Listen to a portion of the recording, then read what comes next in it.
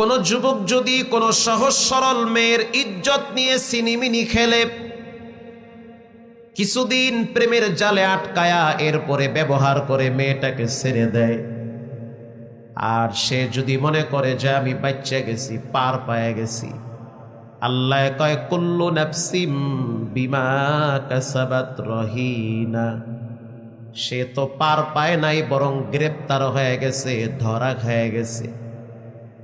আজকে তুমি আর একটা মেয়ের ওন্না ধরে টান দিবা, সতীত্ব ধরে টান দিবা, অপেক্ষায় থাকো, কিছুদিন পরে তোমার ফ্যামিলির অনেক সদস্যদের সতীত্ব ধরে আর একজন টান দিবে, দেখবা, কাঁদবা, কিচ্ছু বলতে পারবা না, তাকায়া থাকবা। গত জুমার নামাজের পরে, গত পরশুদিন